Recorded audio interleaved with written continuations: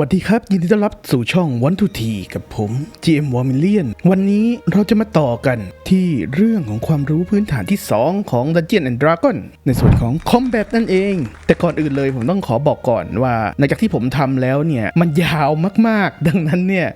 ผมจึงจะขอตัดส่วนของ Combat ออกเป็น2คลิปนะครับสำหรับคนที่ยังไม่ได้ดูคลิปแรกพวกคุณสามารถเข้าไปดูได้ใน playlist How to D&D ในช่องของผมได้เลยเอาละเรามาเริ่มการผจญภัยของเบลฟและทอมต่อกันเลยดีกว่าในขณะที่เบลฟกำลังเดินเข้าไปในหมู่บ้านอยู่นั้นที่ป่าใกล้กับหมู่บ้านนั้นได้มีเสียงเอะอะบางอย่างดังขึ้นเฮ้อเจ้าเอลโง่เป็นเอลนักล่าแท้ๆเดินหลงป่าซะได้นี่คือเดวอฟกี้เขาให้ข้าได้เล่าเองมันเริ่มขึ้นที่ป่ามันมักจะเริ่มขึ้นที่ป่าตลอดที่นั่นมีทุกอย่างที่ดวอฟอย่างเราต้องการเบียร์เย็นๆไว้ดื่มหลังจากกลับมาจากตีเหล็กหรือขุดแร่เราสายดวอฟและพวกหูแหลมไม่ให้พวกเรานินทาปัญหาคือเจ้าเอลโง่เงาน่ารำคาญนั่นไม่พอใจกับธรรมชาติของพวกข้าที่ต้องนินทาเอลไม่เป็นเรื่องปกติแต่นางได้มาท้าข้าดื่มเหล้าข้าเนี่ยนะแน่นอนว่าข้าเป็นฝ่ายข้าว่าจะมั่วแล้วนะจะหนัวเหม็นวันนั้นข้าจำได้ว่าข้าชนะนะเอลฟ้านางเป็นเอลที่มีอาชีพเป็นแรงเจอร์นางได้ออกผจญภัยเพื่อค้นหาตัวเองวันนั้นข้าเดินทางมาที่บาร์ข้ามาเพื่อพบคนคนหนึ่งที่ต้องการความช่วยเหลือและข้าก็ได้เควสกำจัดกอบลินในป่ามาพร้อมกับแผนที่บอกว่ารังของพวกมันอยู่ที่ไหนปัญหาก็คือจำนวนของมันมากเกินไปและข้าต้องการคนช่วยแถมยังมีเจ้าดวอฟตัวเหม็นอย่างเจ้ามากวนข้าดังนั้นข้าก็เลยแข่งกันดื่มเหล้าใช่แล้วครับตรงนี้ผมจะมาพูดถึงเรื่องของการเจ้าลืมพูดในคลิปพี่แล้วไม่ได้ลืมผมแค่คิดว่ามันไม่เหมาะมนุษย์แค่ยอมรับความผิดมันจะยากหรอครั้งนี้จะต้องเลี้ยงขนมนะก็ได้ผมลืมพูดในบางเรื่องหรือพูดกระจ่างไม่พอในบางเรื่องนะครับหลังจากที่มานั่งพิจารณาคลิปตัวเองรัวๆผมก็พบว่าผมลืมบางอย่างไปดังนั้นในคลิปนี้ผมจึงมาอธิบายเพิ่มเติมเพื่อมันกระจ่างขึ้นเรื่องแรกที่ผมลืมก็คือเรื่องของการ contest role เวลามีการแข่งขันกันทำอะไรสักอย่างหนึ่งไม่ว่าจะในการต่อสู้หรือในตอนโรลเพลย์ก็ตามสิ่งนี้คือการทอยเต๋าต่อสู้กันนั่นเองใครได้มากกว่าก็ชนะไปอย่างกรณีนี้คือการแข่งกันดื่มเหล้าตัวเดวอฟกี้นั้นไม่ได้คิดอะไรมากเขาดื่มเหล้าตามปกติใช้คอนเซปต์ส่วนทางเอลฟานั้นรู้ตัวว่ามันจะสู้คอนเซปต์กับเดวอฟไฟเตอร์ผู้น่าจะมีคอนมอดสูงกว่าเธอได้จึงได้ทำการโกงการแอบใส่สมุนไพรลงไปในเหล้าของเธอทำให้ความมึนเมาของเครื่องดื่มนั้นมันลดลงดังนั้นการคอนเทสโลครั้งนี้เธอจึงทอยสไลด์ออฟแฮนด์เช็คมาแทนคอนเซปต์พวกเขาแข่งกันแค่รอบเดียวโดยเหล้าสูตรที่โคตรแรงที่ชื่อว่า Breakfast for the Weak และก่อนที่จะเริ่มกันเนื่องจากตัวดวอฟกี้นั้นดื่มมาก่อนหน้านี้แล้วเขาเลยทอยเป็น disadvantage เรื่องที่2ที่ผมลืมก็คือเรื่องของ advantage และ disadvantage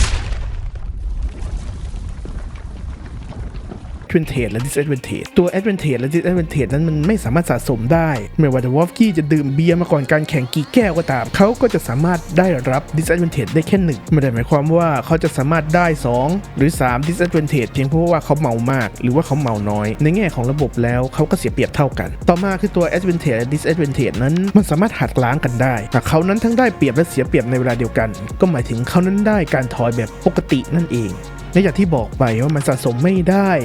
ดังนั้นไม่ว่าจะได้เปรียบแค่ไหนหากมีสิ่งเสียเปรียบมันก็จะชนกันไปและหายกันไปทุกท่านอาจจะคิดว่า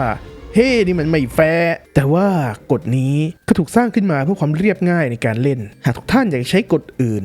ก็แค่ต้องตกลงและปรึกษากันกับ DM และเพื่อนร่วมโต๊ะคนอื่นๆก่อนก็แค่นั้นเองกลับมาที่โต๊ะเล่ากันต่อตัวเดวอฟกี้นั้นเถียงว่า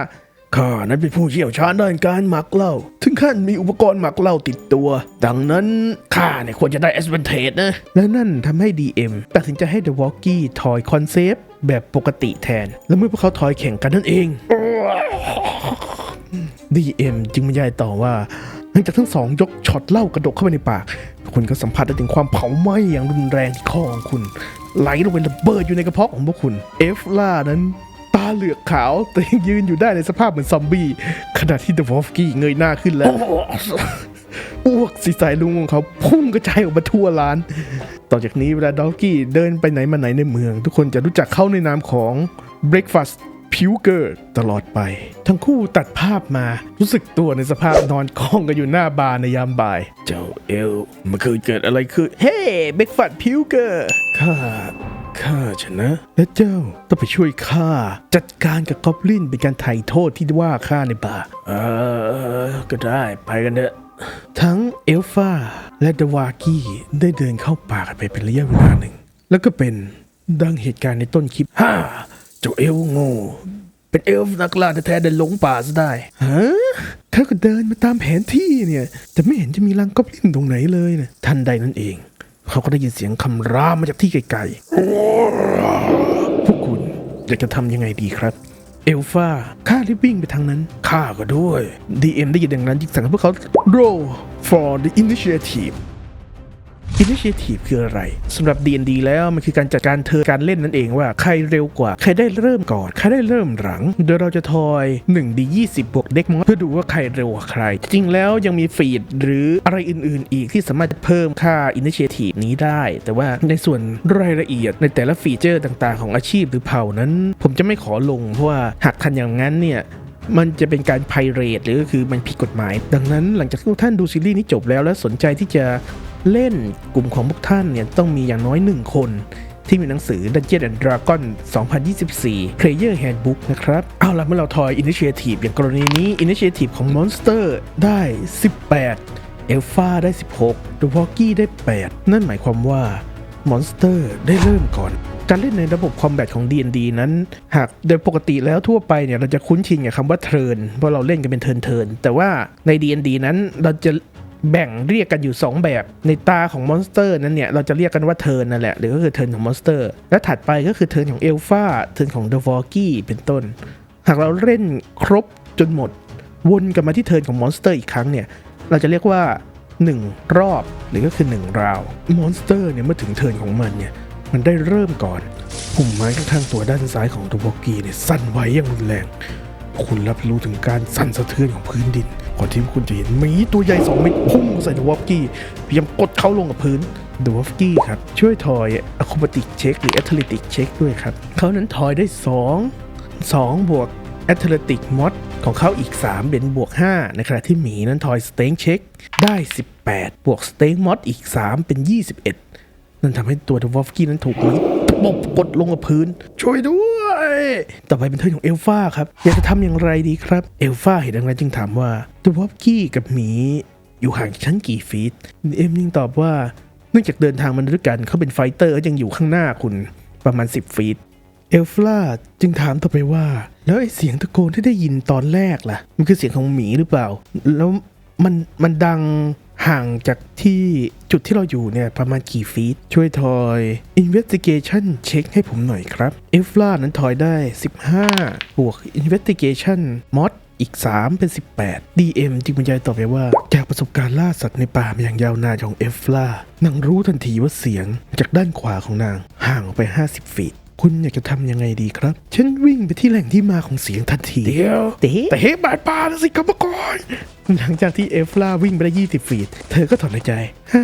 ก่อนที่จะกระโดดบิดตัวของเธอกลับมาเพราะคว้าธนูของเธอยิงเข้าใส่หมีตัวนั้นทันทีแล้วหันหลังวิ่งต่อไปเฮ้ยช่วยทอยทูฮิตมาด้วยครับเธอนั้นทอย 1d20 ได้7บวกโบนัสต่างๆเป็น11ตัวหมีนั้นมีค่า AC 11หากแต่ตัว GM เนี่ยไม่จำเป็นต้องบอกว่าค่า AC ของมอนเตอร์แต่ละตัวมีค่าเท่าไหร่เขาจึงบรรยายต่อว่าลูกธนูของเอฟลาพุ่งผ่านอากาศมาอย่างแม่นยำปักไปที่เท้าข้างหนึ่งของหมีตัวนั้นพอดีช่วยทอยดาเมจด้วยครับเอฟลานั้นทอยดาเมจของลองโบที่นางถืออยู่ตัวลองโบนั้นมีความเสียหายเป็น 1d8 นางทอยได้6บวก2จากค่าเด็กมอดเป็น8และเนื่องจากนางมีความถนัดในการใช้ลองโบหรือก็คือ Weapon Proficiency ทำให้นางได้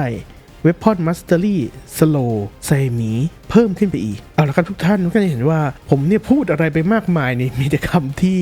ไม่รู้เรื่องเต็มไปหมดแต่ว่าไม่ต้องห่วงนะครับผมจะเอาตัวอย่างนี้มาแจกแจงให้ทุกท่านฟังเองแต่ก็อยากให้เตรียมใจกันสักเล็กน้อยแล้วค่อยๆฟังกันไปเพราะว่าในส่วนนี้เนี่ยมันยาวมากๆในการเล่น D&D เราจะแบ่งได้คร่าวๆออกเป็น2โหมดตามสไตล์การเล่นที่เราชอบซึ่งมีข้อดีและข้อเสียต่างกันไปที่เราเห็นอยู่นี้เนี่ยคือ Theater of the Mind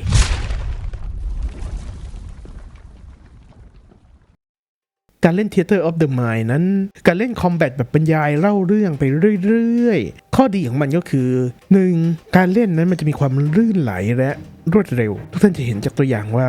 การต่อสู้ในโหมด Theater of the Mind นั้นแทบไม่ต่างจากการดวลเหล้าสักเท่าไหร่อย่างที่2มันมีอิสระกว่าเพราะว่าเราอยากจะเสกอะไรก็เสกอยู่ๆอยากจะให้ในแผนที่นั้นมีปราสาทปรากฏขึ้นมาเราก็แค่บรรยายมันก็เท่านั้นเองส่วนข้อเสียของมันก็คือมันไม่ละเอียดการเล่นแบบนี้เนี่ยจะเล่นกับมอนสเตอร์หลายๆชนิดมอนสเตอร์หลายๆตัวหรือตัวที่มันมี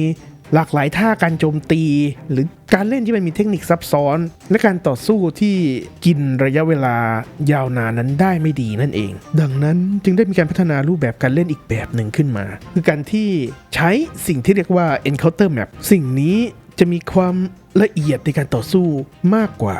การต่อสู้จะมีเทคนิคได้มากกว่าแต่ขณะเดียวกันก็จะหมายถึงอิสระที่น้อยกว่าเช่นกันและการต่อสู้โดยใช้ Encounter Map นั้นมันก็จะกินเวลามากกว่าแบบ Theater of the Mind นั่นเองอย่างไรก็ตาม D&D เป็นเกมที่ตัวระบบนั้นเน้นที่การ Combat ดังนั้นเนี่ยตัวเกมจะมีกฎต่างๆที่ละเอียดมากๆเรามาใจเย็นๆและไล่ดูกันทีละเรื่องดีกว่าโดยผมเนี่ยจะแสดงภาพตัวอย่างให้ดูแบบ Encounter Map ให้เข้าใจได้ง่ายขึ้นอย่างไรก็ตามผมก็จะพยายามแทรกภาพของ Theater of the Mind หรืออะไรอย่างอื่นเข้าไปด้วยเพื่อให้การรับชมของพวกเราเนี่ยมันเต็มไปด้วยอรรถรสอย่างแรกเรามาดูเรื่องของการเดินกันเอลฟล่านั้นเดินไปทางขวา20ฟีตในการเดิน1ช่องนั้นนับเป็น5ฟีตแต่ตัวละครมาตรฐานเนี่ยการเดินจะอยู่ที่30ฟีตหรือก็คือ6ช่องหากเป็นพวกขาสั้นแบบ The Wolf หรือใส่เกราะหนักระยะเดินก็จะลดลงมาอีกเหลือ20ฟีตหรือ25ฟีตหากเป็นมอนสเตอร์ตัวใหญ่หรือเป็นมอนสเตอร์ที่วิ่งเร็วแบบหมีก็จะเดินได้ถึง40ฟีตเอลฟล่าหลังจากที่วิ่งไป20ฟีตนั้นก็หันมายิงใส่หมีแล้วก็หันหลังเข้าไปวิ่งต่ออีก15ฟีตทุกท่านจะเห็นว่าในเกมนี้เราสามารถเดินแล้วก็ทำแอคชั่นแล้วก็เดินต่อได้หากระยะเดินของเรายังไม่หมดปกติแล้วช่องที่เรานิยมใช้กันเนี่ยคือช่องรูปสี่เหลี่ยมแบบนี้เราเนี่ยจะเรียกไอ้สิ่งนี้ว่ากริด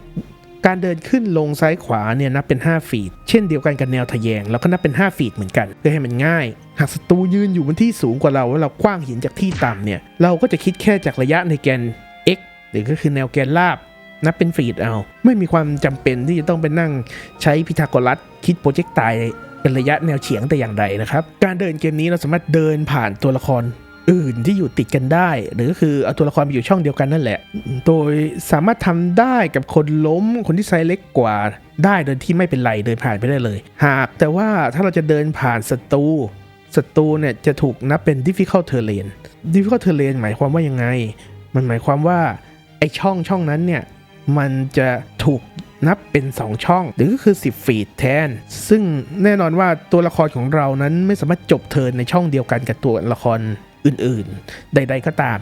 ได้หากอยู่ในช่องเดียวกันเนี่ยเราจะถูกผลักกระเด็นออกไปในช่องว่างที่ใกล้ๆกันและติดสถานะพรหรือก็คือล้มลงไปที่พื้นนั่นเองในส่วนของ difficult terrain ผมจะขอเอาไปกล่าวเพิ่มเติมในส่วนของคลิปสำหรับDM ในคลิปต่อไปนะครับกลับมาที่เรื่องเดินกันต่อหากเกมนี้เนี่ยตัวละครของคุณอยู่ติดกับศัตรูและคุณเดินออกห่างจากตัวศัตรูมันจะเหมือนกับคุณเนี่ยหันหลังหนีให้กับศัตรูและทำให้คุณโดน opportunity attack ซึ่งหมายถึงเขาจะสามารถโจมตีใส่ด้านหลังคุณได้ฟรีๆก่อนที่คุณจะเดินหนีออกไปได้ดังนั้นเราจะต้องทำยังไงล่ะถึงจะไม่โดน opportunity attack เรื่องต่อไปที่ผมจะกล่าวถึงก็คือเรื่องของ action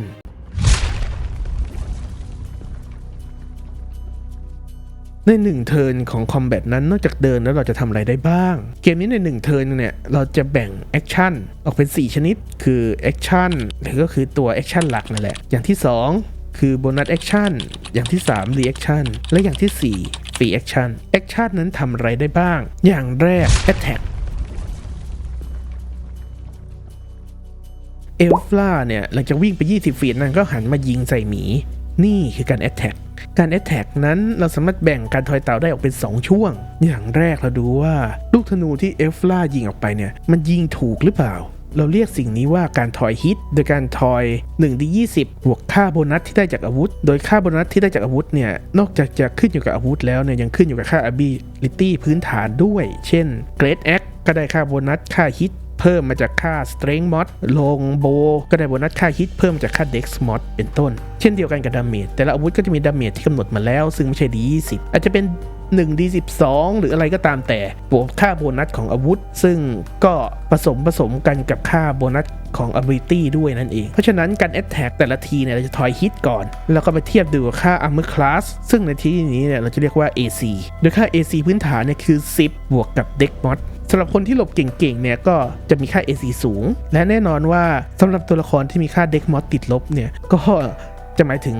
ค่า AC เขาจะต่ำลงไปนั่นเองแต่ว่าค่า AC นั้นไม่ได้ขึ้นอยู่กับแค่ค่า10บวกกันเด็กมอสอย่างเดียวมันยังไปบวกกับค่าเกราะที่คุณใส่อยู่ด้วยและบวกกับค่าโล่บวกกับค่าพลังอื่นๆของอาชีพเวทมนต์หรืออะไรอีกก็ตามตัวหมีนั้นมีค่า AC เป็น11ดังนั้นเมื่อเอฟล่าหันมายิงใส่หมีเนี่ยฮิตของเขาเนี่ยเป็น1 D20 บวก4นางรีทอยได้7บวกอีก2จากอาวุธบวกอีก2จากลองโบ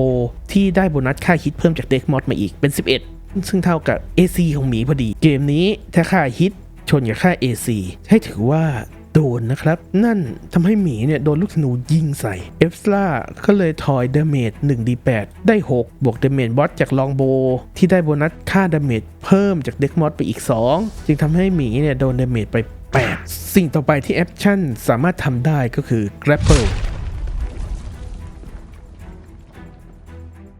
หมีได้พุ่งออกมากดดวอฟกี้ลงบนพื้นอย่างรุนแรงและนั่นคือการใช้แอคชั่นในการทำแกปเปิลโดยผู้จับนั้นจะต้องมีอวัยวะที่สามารถจับได้ที่ว่างอยู่ด้วยนะไม่ใช่หมายความว่าคุณถืออาวุธ2มือแล้วคุณจะไปจับเขาได้นะครับการแกปเปิลนั้นจะทำให้ผู้จับเนี่ยและผู้ถูกจับเนี่ยทำการคอนเทสโล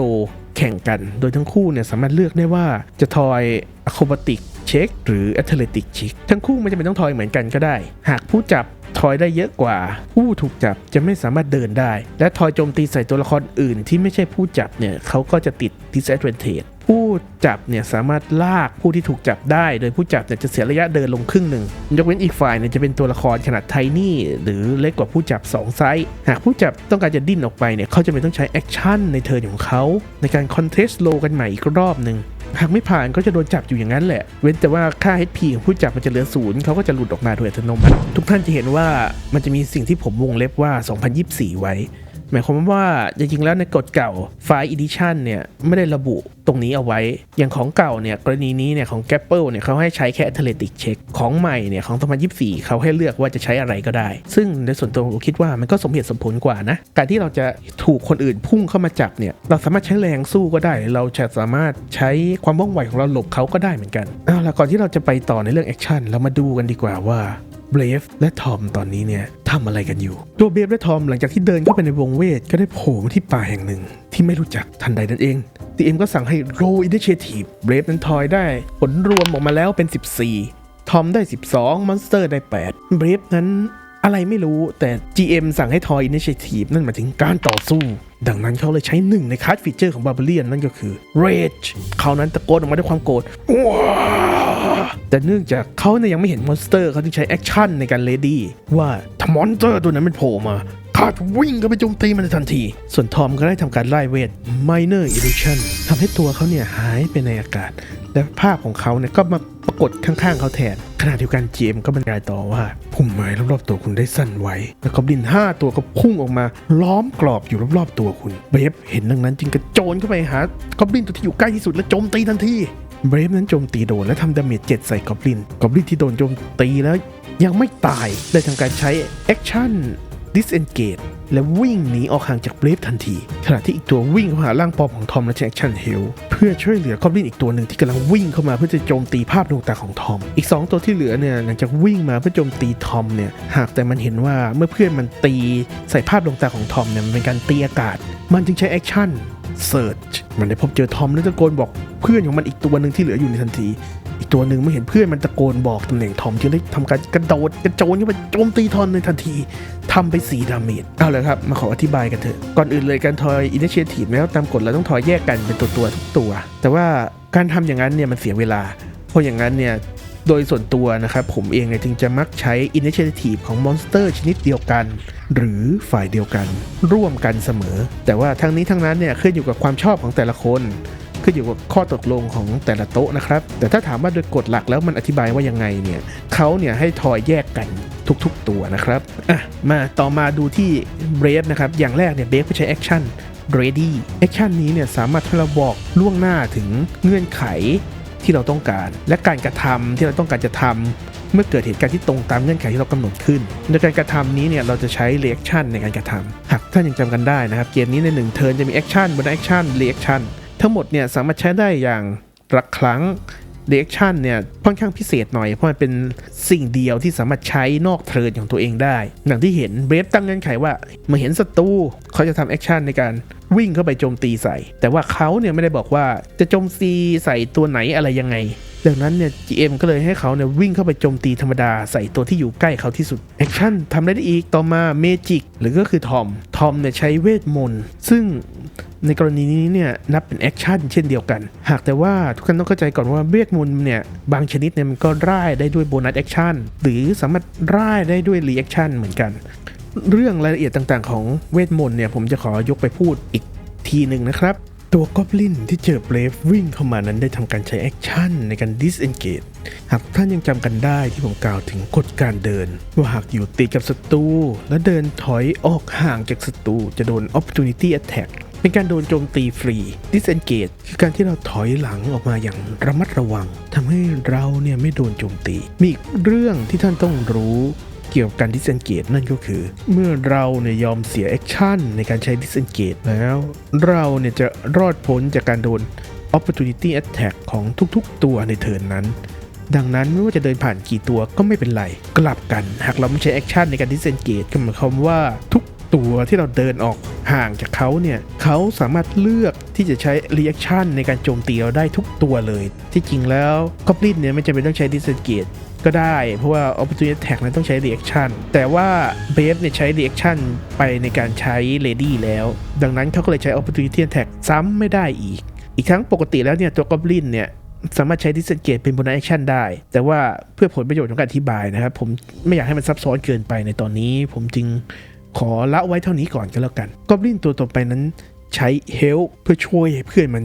โจมตีใส่ทอมได้เป็น advantage Help คือการช่วยเพื่อนให้การโจมตีถัดไปของเขาเนี่ยได้ advantage ในการทอย2 hit 1 ทีเปรียบเหมือนกับเราเนี่ยไปยืนอยู่ข้างหลังศัตรูแล้วหลอกว่าจะโจมตีเป็นการทำให้ศัตรูเนี่ยเสียจังหวะหากแต่ว่าเมื่อเพื่อนเขาโจมตีทอมไปเนี่ยมันเป็นแค่ภาพลวงตามันจึงทำให้ต่อให้ทอยได้ advantage ไปมันก็ตีไม่โดนอยู่ดีอีกตัวนึงเนี่ยไม่เห็นว่าสิ่งนี้เนี่ยเป็นภาพลวงตาจึงได้ทำการใช้ action ในการ search ซึ่งมันเนี่ยได้ทำการทอย perception check แต่ในที่นี้เนี่ยมันเสิร์ชหาทอมที่ใช้ภาพลวงตาล่องหนอยู่จึงมีการใช้contest roll กันกับทอมโดยทอมเนี่ยทอย stealth save แข่งกับ Goblin ที่ใช้ perception check อันนี้เป็นคำแนะนำส่วนตัวนะครับผมเคยบอกว่าค่า10คือค่ามาตรฐานของคนทั่วไป Goblin เนี่ยมีค่า int อยู่ที่10ซึ่งเท่ากับคนธรรมดานั่นหมายความว่ามันไม่ใช่มอนสเตอร์ไร้สมองมันเนี่ยเห็นบาร์เบเรียนกล้ามโตกับมนุษย์ก้างทอมเนี่ยแน่นอนมันก็ต้องวิ่งไปรุมทอมก่อนอยู่แล้วหากทุกท่านเนี่ยไม่รู้ว่ามอนสเตอร์ควรจะตอบสนองต่อเหตุการณ์อย่างไรเนี่ยให้มาดูที่ค่าอินและค่าวิทของพวกมันซึ่งจะสื่อถึงความฉลาดและความเฉลียวของพวกมันแต่ถึงอย่างนั้นก็ตามเนี่ยหากมอนสเตอร์ไม่ได้มีฟีเจอร์อะไรพิเศษมากมายเนี่ยเราควรที่จะให้รางวัลกับความพยายามและความคิดสร้างสรรค์ของผู้เล่นเสมอทอมเนี่ยใช้เวทภาพดวงตาของเขาอย่างสร้างสรรค์ผมจึงให้กอบลิน2ตัวเนี่ยเสียเทิร์นนี้ไปอย่างฟรีๆถัดจากนั้นหลังจากทอยกันเรียบร้อยแล้วพบว่าทอมนั้นโดนโจมตี4ดาเมจก็จบครบรอบพอดี DM จึงบรรยายต่อว่าทอมนั้นโดนกอบลินที่ถือมีดขึ้นสนิมพุ่งเข้าไปแทงที่ท้องเขาอย่างรุนแรงแต่ทอมนั้นหมุนตัวหลบไปได้อย่างฉิวเฉียดทำให้เขาเนี่ยได้รับบาดแผลเป็นรอยกรีดที่สีข้างของเขาทอมสึกร้อนว่าไปที่บาดแผลของเขาพร้อมกับความเจ็บปวดอย่างรุนแรง4ดาเมจหากแต่ว่าท่านใดนั่นเองทอมและเบฟก็ได้ยินเสียงร้องตะโกนดังออกมาช่วยด้วยและผมขอจบเซสชั่นแต่เพียงเท่านี้ก่อนนะครับอย่างที่ผมบอกไปในตอนต้นคลิปว่าการทำตัวอย่างพร้อมกับคำอธิบายพร้อมกับเทคนิคและทริคต่างๆนี้มันยาวเกินความคาดหมายของผมไปมากและเกม D&D เนี่ยเป็นเกมที่เน้นการคอมแบทเป็นอย่างมากดังนั้นมันจึงไม่สามารถจบลงในคลิปเดียวได้ไว้เจอกันใหม่กับการผจญภัยของพวกเขา4สหายในคลิปหน้า Basic Knowledge Combat 2 ฝากกดไลค์กดติดตามกับผม 123 One Stop Service for Your TRPG ขอบคุณครับ